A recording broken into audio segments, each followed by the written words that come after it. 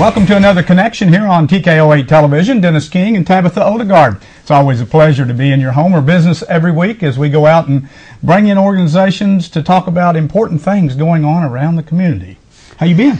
I've been doing good. How about yourself? Doing good. Yeah. How's everything at the fitness club? I need more people, guys. Come on, do spinning. It's so much fun. You know, I need to fill up my classes. I've got 4 classes a day, and you know, I've hit and miss as far as people attending, but it's a great class. I highly recommend it. Obviously, I love it. That's what I do, and I'm needing to make this a living. So come on out, please try spinning. I need all that I can get. So, but it's fun at the fitness club. Yeah, at the fitness club. Right next to the bowling alley there in Harrison, and you can go in there and check out the schedule and see her times that she has several times a day. Pick up a schedule, and if you have any questions, phone numbers on there. Give her a call. And I'm sure you'll enjoy the classes. It's invigorating, obviously. It's a little bit different for this part of the country, spinning, as we talk. Well, we've got a lady coming in talking our first session about what's very important to children all over the world. We'll be back next time.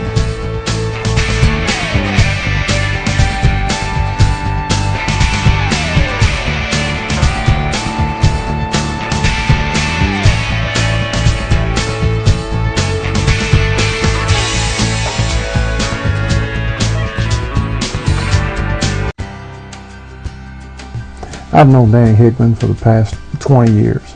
I have worked close with him through the Sheriff's Association. I was the director for 24 years, and remember when Danny first came to New Sheriff School. You've got an outstanding man here taking care of the chief law enforcement officer of this community. I can't tell you how much I would support Danny for this office.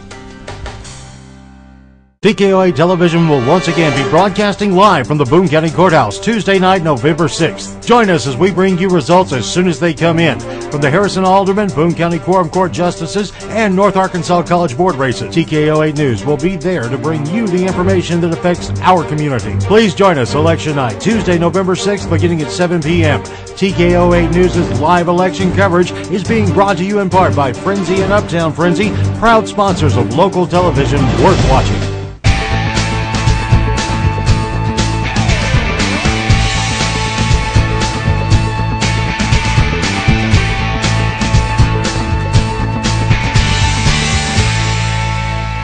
Back on Connection here on TKO8 Television. Our first guest in the studio today is Deborah Summers. Deborah, thank you. And I'm so glad you brought by some packets the other day and made me think about how important it is as we move into the holiday season for those less fortunate, particularly children around the world, and the program that you're doing. She's doing a great program here in the deal. That's wonderful. So, tell us a little bit about it.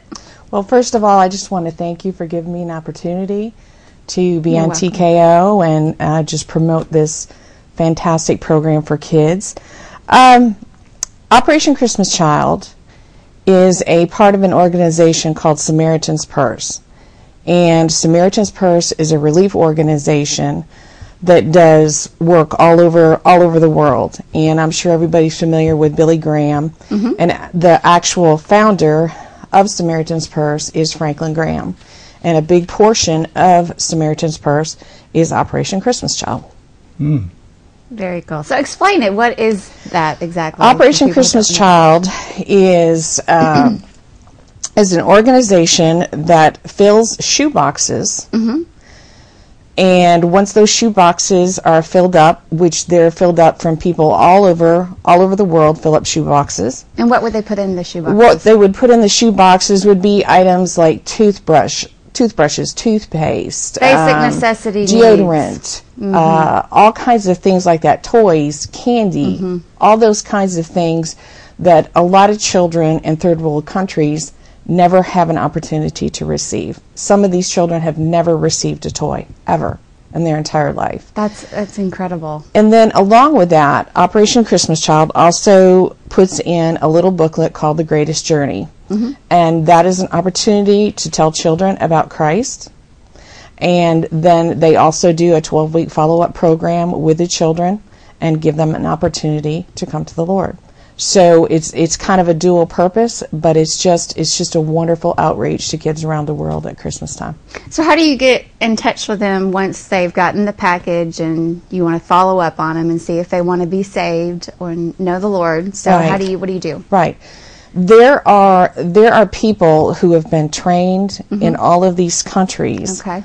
Pastors, lay people, different people who have been trained in this program called The Greatest Journey that actually sit with these kids over a 12-week program.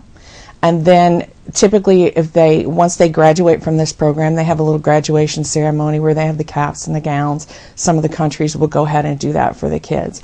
So there are people that are trained in this all over the world to be able to help these kids. Wonderful. That is awesome. That's great. When will you guys be collecting boxes? We're going to be collecting boxes November 12th through the 18th.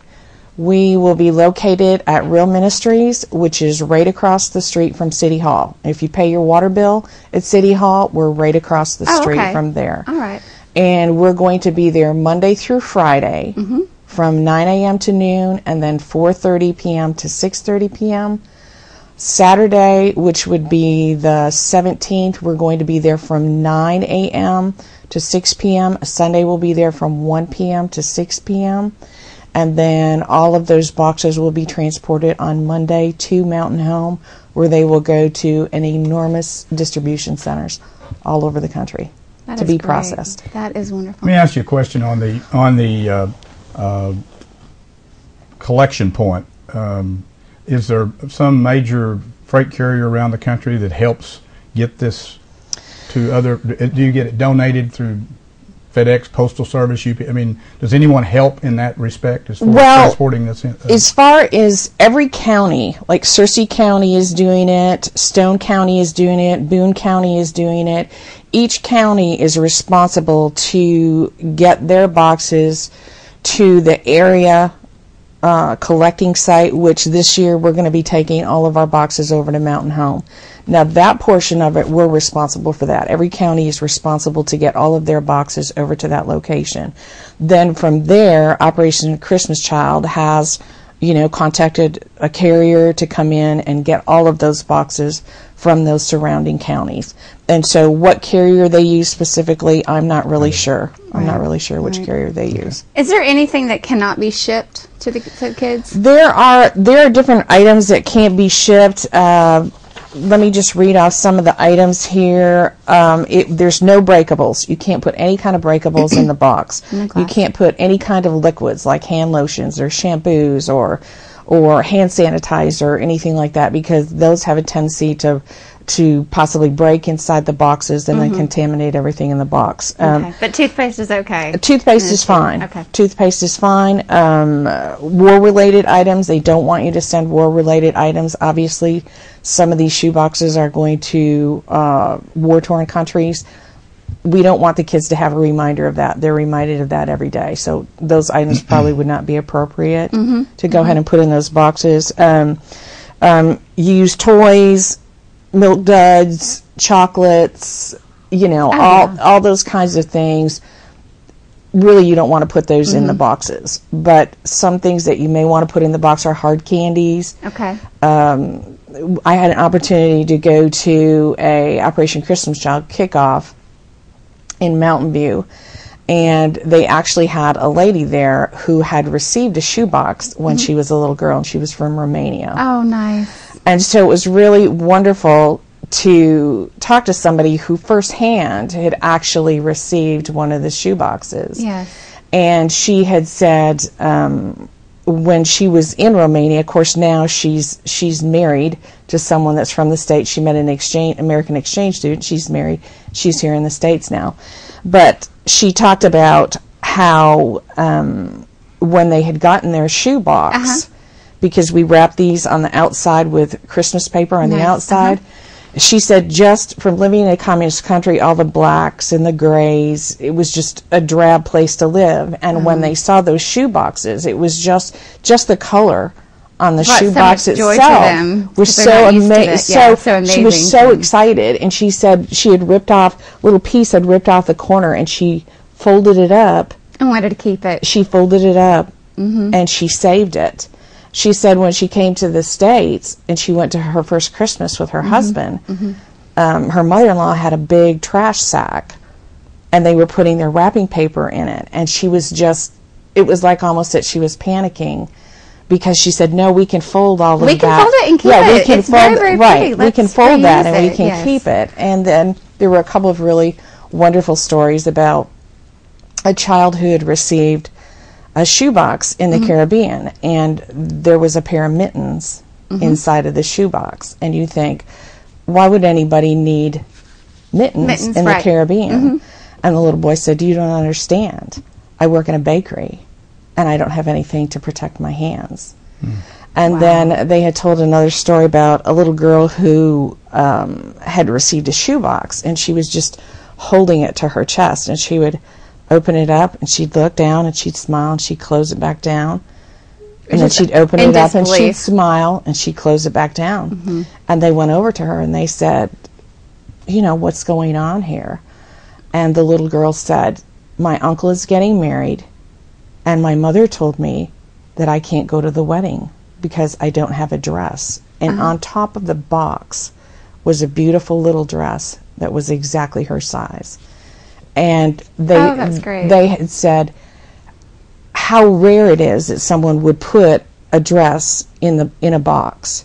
So we just believe that when people pray and they say, okay, what should we put in these boxes? What should sometimes it's things that you're thinking, well, why would you do that? But it's amazing when you hear hundreds of stories about kids that are, you know, that are in those situations. That brought tears to my eyes. That's very, very sweet. Very, very sweet.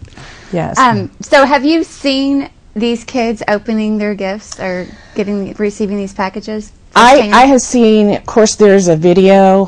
There's a video that Operation Christmas Child puts out. At our church in particular, we've been showing clips off that video for probably the past 6 weeks. There are some tremendous, I mean, you can see these kids are just, they're just like crazy, you know, when they open up those boxes. If you've never had candy, if you've never had a pair of shoes, if you've never had a toy. I can't even imagine. That's foreign to me. Which is something, it is foreign to us. It is foreign to us in the States. Definitely. These kids are just elated, just grabbing each other and jumping and hollering and running. They don't know what to do with themselves. Yes, they're so elated and so excited. And you can see like even in Mongolia, you can see some of the boxes are transported on yaks. I mean, they're not even being transported on vehicles. Yeah. So there's just so many wonderful stories. And I'm hoping eventually, I haven't actually been able to be at an actual distribution in a foreign country, but I'm hoping to do that. Yeah, there are people who have had opportunities to do that, and I'm hoping that I'm going to be in that position soon. I bet they have lots of great stories. They have wonderful stories to tell. It's a shame we don't have a clip of that, the kids receiving the gifts. Yeah, I think we'll show a clip of that that's when she's great. talking about it. We're going to show a clip. Oh, good. Good deal. We got about a minute left, so if people want information about Operation Christmas Child, tell them how to do that. If people want information about Operation Christmas Child, they can call me at 870-391-1080, and that's 870-391-1080. If I don't answer, if you'll leave a message, if you even want to text me, I will get back with you as soon as possible. Okay. Or you can email me at Deborah.Summers, like the season with an S, 52@yahoo.com. Okay. And so, if people want to go to Samaritan's Purse, it's www.samaritanspurse.org. Okay. They can go there and get more information. Absolutely. Great information. This is overwhelming story. It is. All It's this, overwhelming. These kids, particularly It's going wonderful. into the holiday season. You know, we're getting ready for the holidays, and you know, many times we take for granted what we have, and we don't think about other people and these kids. Not only There's around the always world, somebody but, who has it worse You know, than when we get to thinking we've got things going bad, it's always somebody out there. No. Deborah, we appreciate you coming in today. It was very good information. We'll continue to promote this for you through the time frame. Don't forget, here's the collection dates. November the 12th through the 18th, and you can go right across from City Hall. It's easy to find there, church right across from City Hall in downtown Harrison. They'll be collecting at numerous times through the week on Saturday and Sunday as well, and you can help out. There's some child out there that may not have Christmas if it's not for you. So take the step forward and do something. Deborah, good luck with your program, and we appreciate you coming in. Thank you so much. I appreciate your effort and your time. Thanks. Thank you. Stay with us. We'll be back in a moment. We're going to talk about another big event coming up here during the holidays on Connection.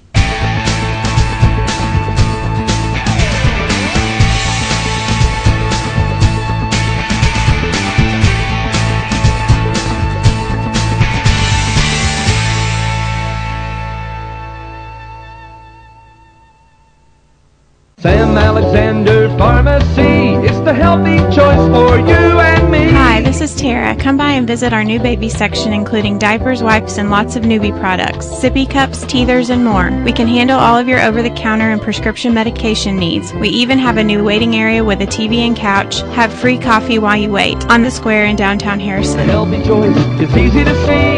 Sam Alexander Pharmacy.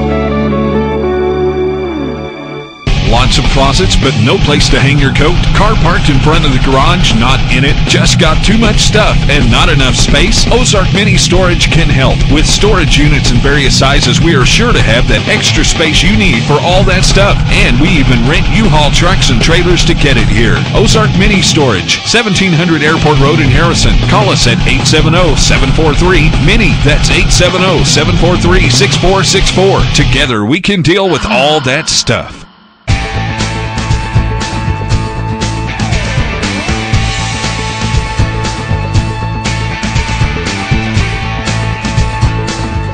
Back on Connection here on TKO8 Television. Dennis King and Tabitha Odegaard.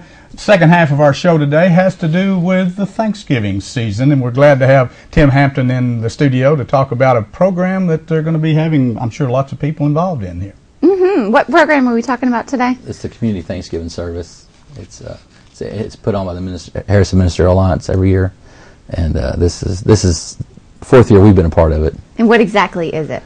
This year they're doing it at the Duran Center. It's the second year we've done it there. It's always before it's just been at a different church in the community, and they have different churches from the community participate and do the music and do different things during the service, and then have a speaker, and then always during the service they take up an offering for a community service. So it's a church service, right, at the Duran Center. Right. Okay, because so for people who do not have any clue, which I don't, so it's a church service for somebody who who would be going to this. It's just an effort by the Harrison Ministerial Alliance just to bring the churches together, just to celebrate Thanksgiving, to be thankful for the great country we live in.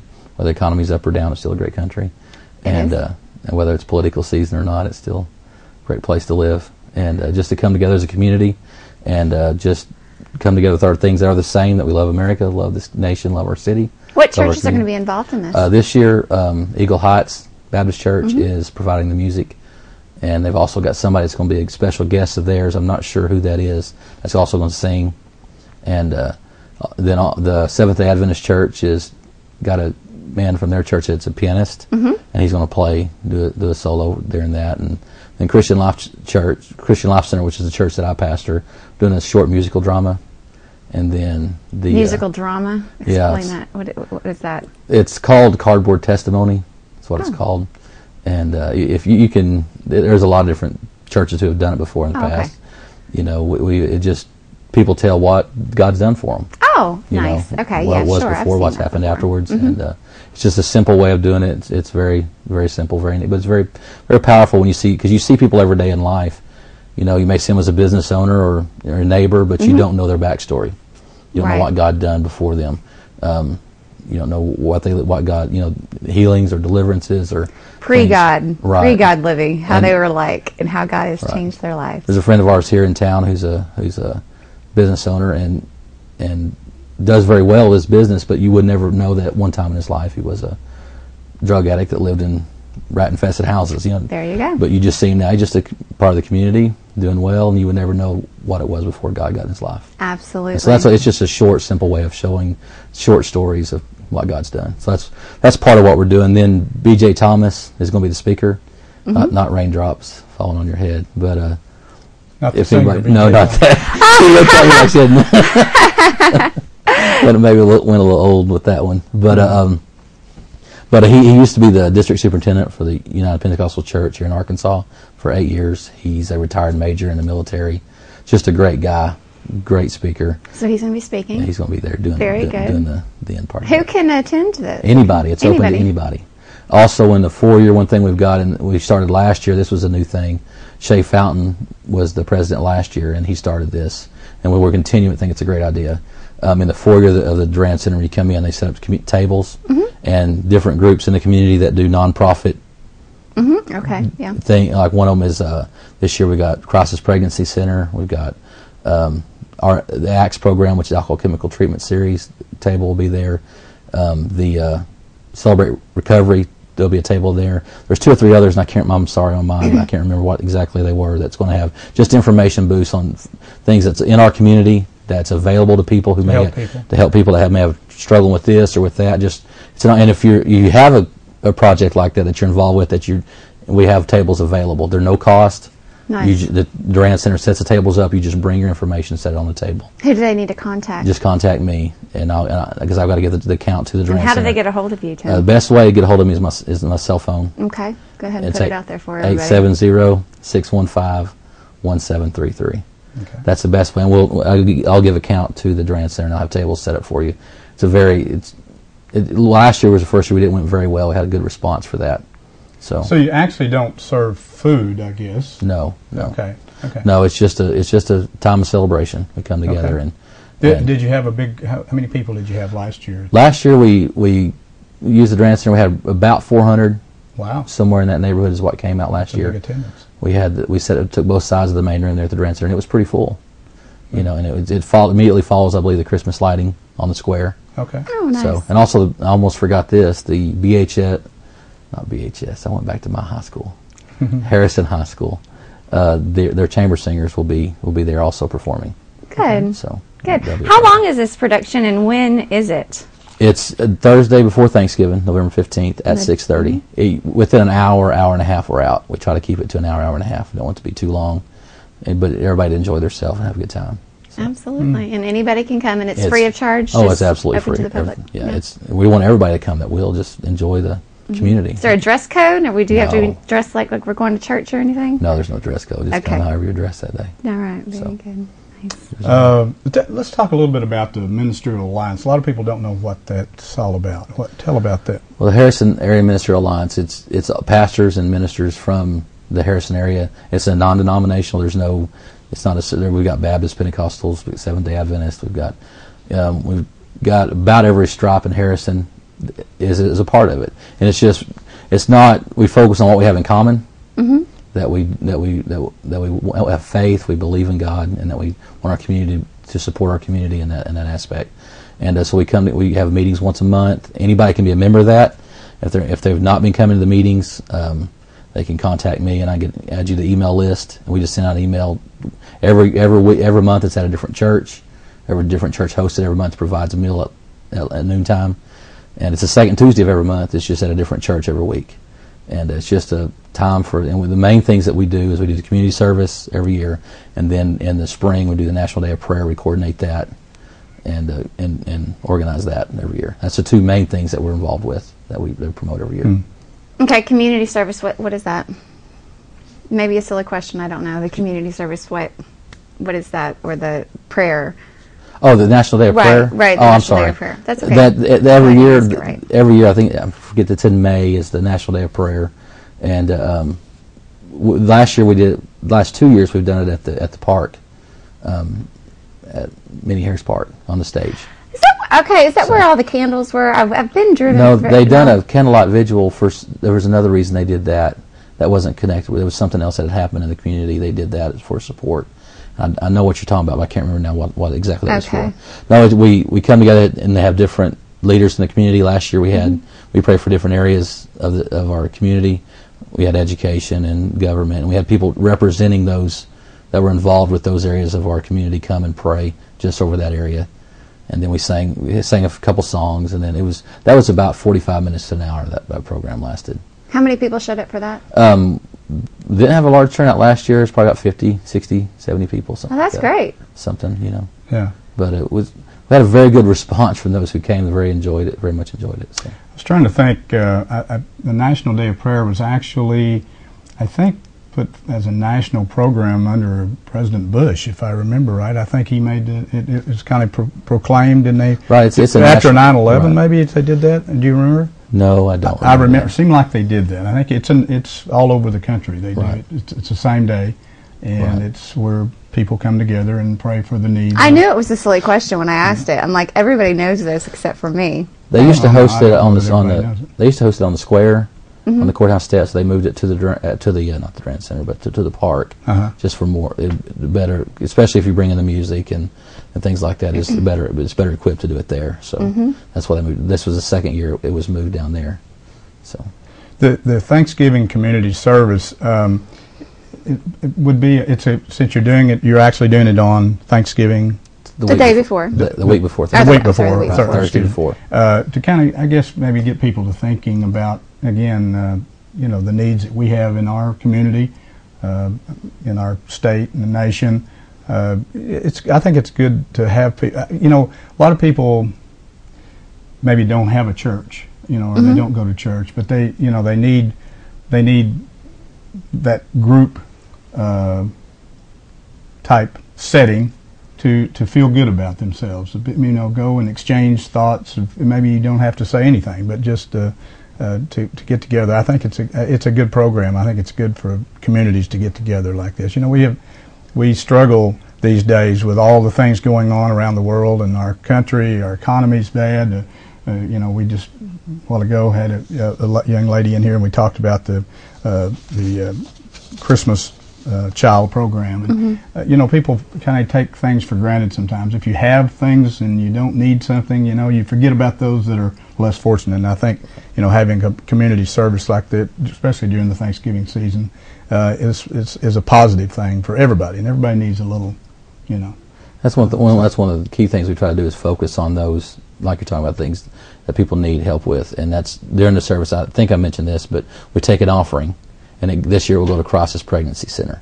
Every year they take an offering and they give it to one of the things in our community that's trying to help people that's had tough times or things haven't worked out well like they planned, where life's happened, and we'll try to make that as best as they can for them. So this year, Crisis Pregnancy Center is the one that we're going to support with the offering that comes in from the service. That's a great deal. We really appreciate you coming in. I think we covered everything pretty well. Did we miss anything, Tim? And let's just put out the date and the time and your telephone number. Yeah. It's Thursday, November 15th at 6:30 at the Duran Center. If you need a booth or more information, 870-615-1733 is my cell phone. That's the easiest way to catch me. We can catch you there. Okay. Good information. Good. I'm glad you came by, Tim. Good information. We certainly wish you the best and hope you have hundreds and hundreds of more people involved in this year's program. It'll be something good to do. We about run out of time. Hope you have a good week at the Fitness Club. Keeping those people out there in shape. And if you have any questions about Tabitha and all the wonderful things she does at the Fitness Club, she's a personal fitness trainer. Spinning is a whole new thing for this part of the country. It's some great physical exercise, and anybody can do it. So if you have any questions, go by the Fitness Club. I feel like this is a connection / Tabitha Udigard promotion show, which I love it. It's great. We're finishing it up with it. Thanks for joining us on Connection this week. We hope we brought information to you that maybe you didn't know about of upcoming events around the area. We have a show every week, so join us here on Connection.